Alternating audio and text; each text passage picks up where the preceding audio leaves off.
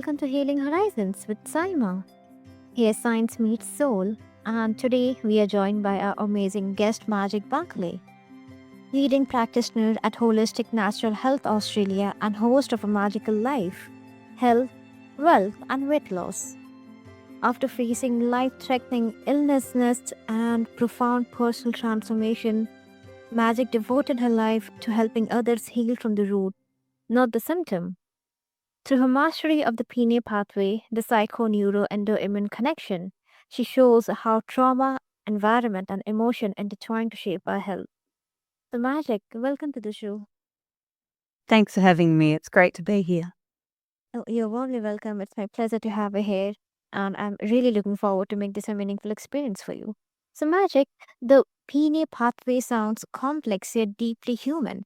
So, for those new to it, can you explain how our mind, hormones, nerves, and immune systems are all linked? Definitely. So there's 13 body systems that we have in the human body, and four of them in particular are really big players and they love to play together, and that's the PNEI. So the P is the psycho, it's the limbic brain, center of our brain that creates thoughts, feelings, and emotions. And it responds to anything that we feel unsafe. So trauma, illness, anything dangerous, we create a thought or a feeling. That doesn't just stay there. It sends that information out to some other systems of the body to keep us safe. So the first one it messages is the nervous system. So facing trauma, illness, accident, disaster, anything like that that the P needs to respond to immediately sends messages to the nervous system such as pain, tingling in the hands and fingers, sore neck, unable to hear, unable to taste, unable to smell, failing eyesight. Any of the nerves in particular can be damaged. Now, they'll send an information signal to the endocrine system because the endocrine system has the ability to slow us down immediately. What that might look like is dizziness, vomiting, feeling unwell, unable to get out of bed, feeling anxious, depression. It can look like anything that the endocrine system is involved with: weight loss, weight gain, a number of things. That then sends information to the end of the line, which is the I, the immune system. And the immune system has the ability to stop us immediately. And that might look like sore throats, coughs, colds, flus, just at the basics, but it can develop into things like Crohn's disease. It can develop into things like fevers and, unable to shake an infection. So all of these things have one job, and that is to work together to keep us safe. That was an enlightening explanation, I must say, Magic. And I really like how you made that connection between the mind, hormones, nerves, and immune system feel so tangible and relatable at the same time. It really highlights that how every part of us is in constant communication, like shaping how we feel and respond to the world. Now, building on that, when the systems fall out of balance, what's usually the first whisper our body sends before it starts to scream? The first signal the body sends starts in a P. So it's usually, I don't feel great, or I feel irritable. It'll be some kind of response emotion, and it will either be inflicted on ourselves or we'll inflict it on other people to keep safe. So, it might be things like you're driving home from work, the P is starting to try and save you. And so it might be things like, I don't want to work with these people anymore. I can't handle this. I don't want to be there. It might be something just as simple as that. That's a powerful insight. And I think many of us can relate to those signals our bodies try to send before things escalate.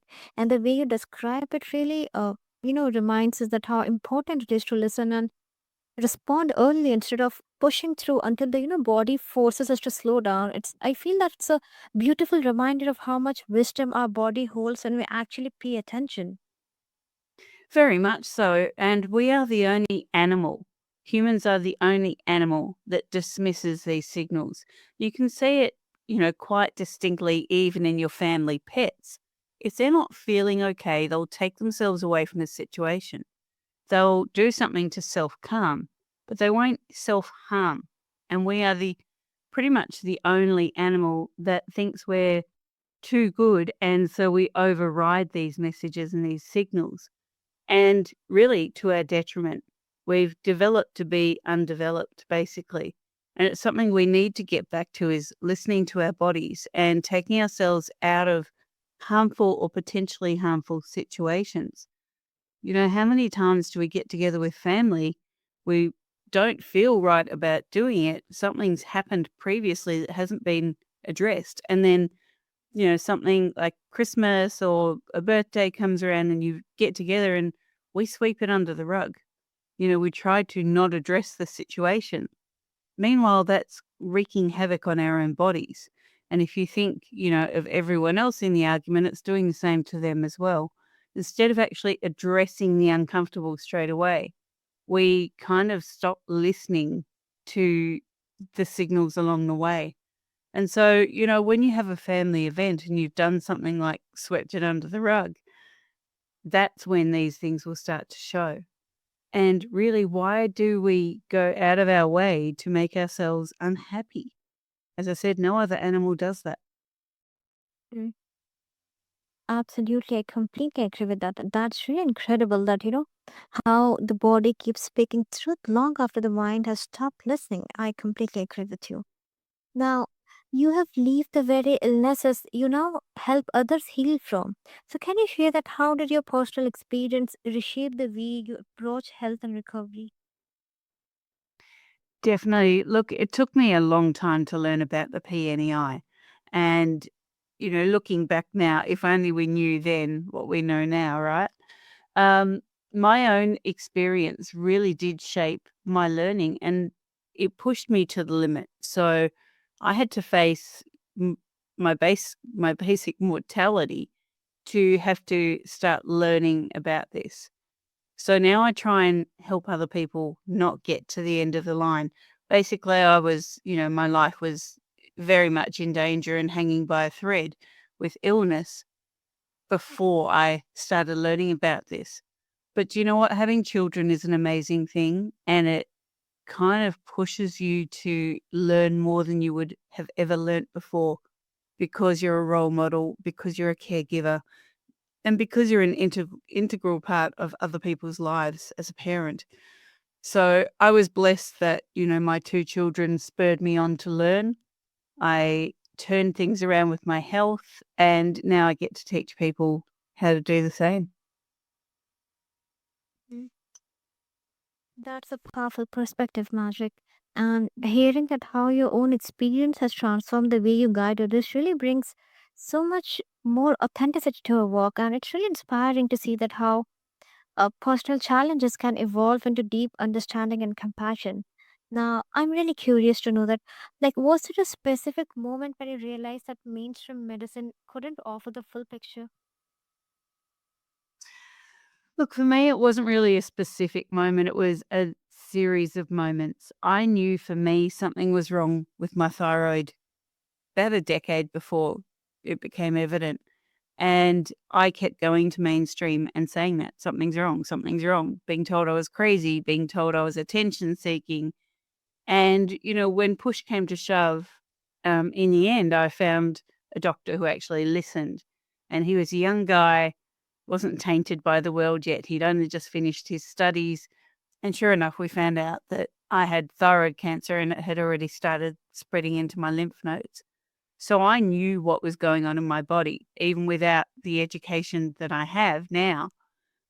For me, really learning that now was make or break. I have to do something kind of pushed me into, well, if doctors are the people I went to before and they told me I was making it up, and clearly I wasn't, then why do I need them? I'm sure there's a better way. And, for me, a newer way, basically going back to healing of old. So, I use natural substances and herbs and essential oils. And yes, I do supplement, but I make sure that I look for something as close to nature as possible. I use Ayurvedic medicine, and I use basically a culmination of, hundreds and hundreds of years of previous information on healing that modern medicine just deny or ignore. So for me, allopathic medicine, modern medicine, I will go if I have a bone sticking out of my arm or leg, definitely I will go to have something done. But other than that, it's not really something that I trust anymore because of my lived experience. Mm-hmm, mm-hmm. That's really, I would say, remarkable the way you explain that. And I love how you describe it like not as one moment, but as a series of awakenings that guided you toward a more holistic path. And it's really incredible that how you've drawn from generations of wisdom and blended it, with your own lived experience, and the way you honor like both ancient knowledge and personal intuition really shows the depth of your understanding of true healing. It definitely, look, my ancestors paved the pathway for me to learn this. My father was a compounding pharmacist. My, uh, my grandfather was. My grandmother was a herbalist, so a home herbalist. She always had herbs in her kitchen. If we had a sore throat, she would make thyme tea for us, or honey. There was always something there. And so really I'm just honoring what was paved for me previously and going back to those ways. That sounds really refreshing and natural, yes. Now, you emphasize root cause healing. So, honestly, in a world obsessed with quick fixes, what does it truly take to go that deep? Look, it takes a history. So, back in the day, wherever in the world that you lived, there would be a local healer, either a physician or a medicine man or an elder who knew you, who helped bring you into this world. They knew everything that your body had faced, they knew your family. And so healing was localized and it was intelligent and it was really full of substance. Nowadays, we seek doctors all over the world and, even in our own country, we doctor shop and we don't have that true history. So what our root cause analysis does is we gain that full history. Now I work with people all over the world. They're not all local to me, but I have a 37-page questionnaire that they fill out before they work with me. And that tells me the full history from their childhood right through to today. And it gives me the complete picture of what's happening with their health because there are symptoms along the way that tell you something. The symptom is not something that you need to treat, the root cause is. And the symptoms are the flags or the signals that show us what the root cause is. So by gaining the full history, and, I often say to my people, my patients, once you start filling in this form, make a cup of tea, start it, print it out, and then come back to it. And then scan it or save it and send it back to me because this is going to take you a couple of days. As soon as you start writing something out and walk away from it and come back, you'll have remembered 5 things more that you need. And this full history is very important because no condition comes from nowhere. There's always something that will show me what the root cause is. And by treating the root cause and not the symptom, you are seeking true healing. That's a profound perspective. I really appreciate how you highlight the courage and patience it takes to heal at the root rather than, just masking symptoms. It's refreshing to hear that kind of honesty in a world that's always chasing quick results. So, in your experience, do you find that emotional trauma is often at the root of what we call chronic illness? Often it is, yes. Not to say that every time it is, but it certainly has a hand in it. So if you're looking at something like chronic fatigue syndrome, for example, that's a chronic illness. It didn't just come from nowhere. You're not just tired physically, you're tired emotionally as well. And there's often very much an emotional connection to that. Now, the chronic fatigue syndrome, as the example, is the end result of a whole lot of things happening along the way. And so by looking at the symptoms as information, not as the problem, we can trace that back. Mm-hmm. That makes sense. And you acknowledge, like the way you acknowledge the complexity, that emotional trauma can like often be a major factor, but not the whole story. And the way you bring that to this topic really helps people understand that healing, by healing in a more compassionate and realistic way. That's an honest and grounded way to look at it. Very much so. And, if you've got a doctor telling you what is wrong and basing that purely on your symptoms, they're not involving you in the healing process. Often with my clients, I will say, this is up to you. Do it, don't do it. It doesn't actually matter to me whether you take my suggestions or not when I'm coaching you. But, you need to do something and you need to be involved in this. It's not me just telling you because that's not my body and that's not my emotional response. So I think we've really lost our way in listening to ourselves and taking our medical autonomy into our own hands. And that's something that we need to do. Your body is your body. When I do testing for people, I send them the results. Now, when you go to an allopathic doctor, often you have to beg for your results. Why is that? This is your body. They're your results. That's your blood or your urine or your whatever that got tested. It's yours. It's part of you. So, it's really important that we advocate for ourselves more clearly and more directly. Mm-hmm. Absolutely, yes. Now, many of your clients are women who have felt unheard or dismissed by the medical system. So, can you share that? Why do you think these stories, often go unseen? And how does your approach restore trust in their own bodies? Yeah, I think for women in particularly, with modern medicine, things can be dismissed as hormones. Things can be dismissed as, stress. Oh, you're just under a lot of stress with the family.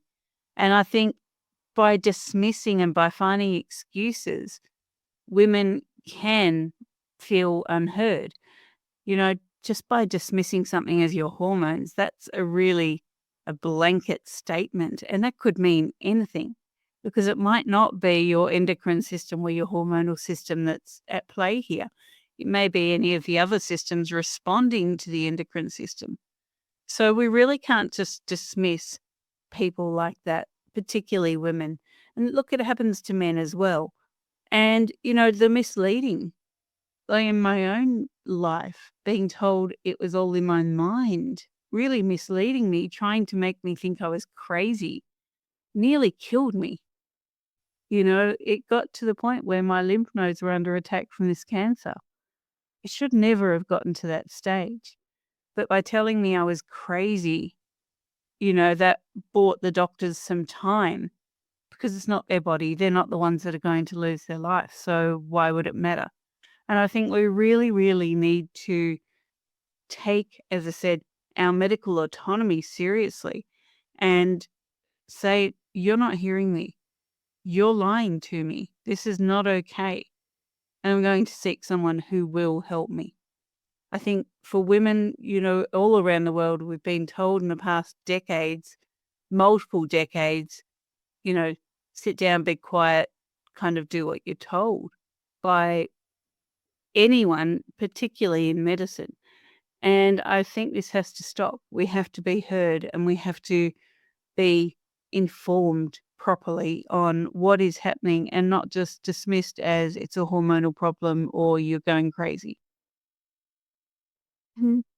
That's such an important point, Magic. And you expressed it so beautifully, I must say. It's true that women's experiences, so often minimized or brushed off as just hormones or stress, when in reality, there's so much more going on beneath the surface. And I really admire that how the approach gives women permission to trust their own bodies and again and feel, truly heard in the feeling. Now, for anyone listening who's struggling with long term illness, where should they start? Where they should start is by learning what the root cause is. Now, definitely my team can help you with that. As I said, we work all around the world. By filling out this root cause analysis questionnaire, we can tell you what we're finding, what we're seeing.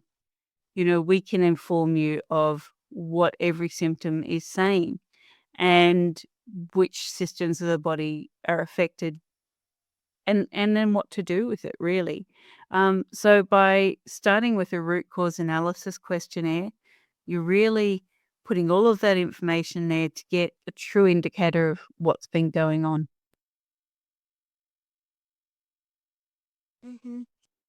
That's a powerful approach, and I love that you and your team focus on truly finding the root cause instead of just managing symptoms. And honestly, it's refreshing to hear that such a proactive and empowering perspective, helping people understand their bodies and take charge of the healing from the inside out. Definitely, like I keep saying, it's your body. It's just up for us to help you find the information.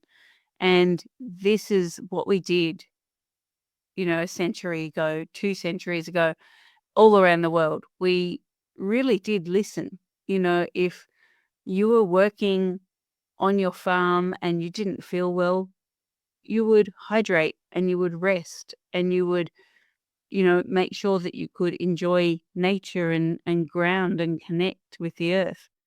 Now, if we're not feeling well, we push on or we take an aspirin or, we do something to cover up the symptoms and to ignore what's really going on. We don't take that time to personally reset.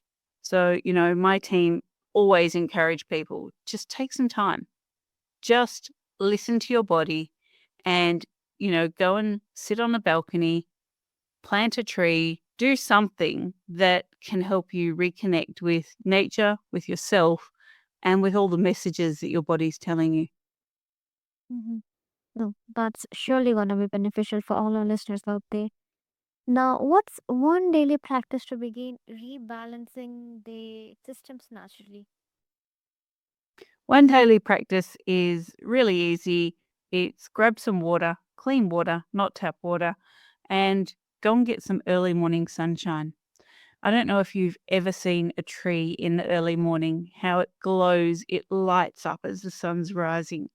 We do the same thing. And so that early morning sunshine has very low UV. It's extremely healthy for us. And so what that sunshine does when it hits our body is it helps activate all the good bacteria in our gut.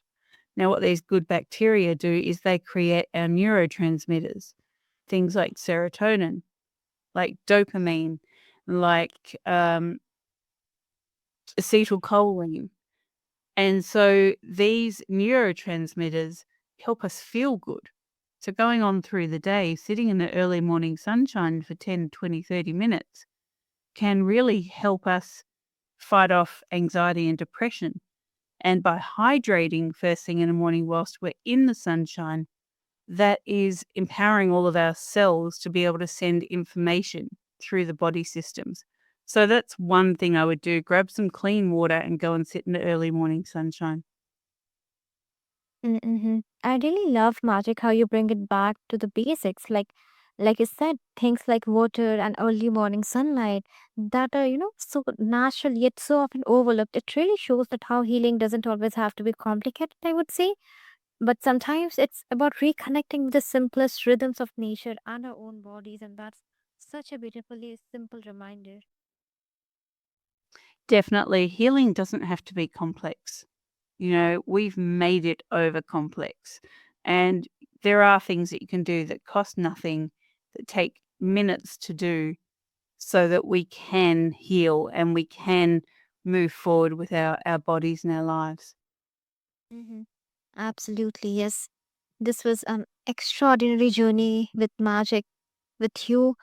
You showed us that a living example that true healing starts from within, and your wisdom reminds us that every symptom carries a story and every imbalance holds a message waiting to be heard.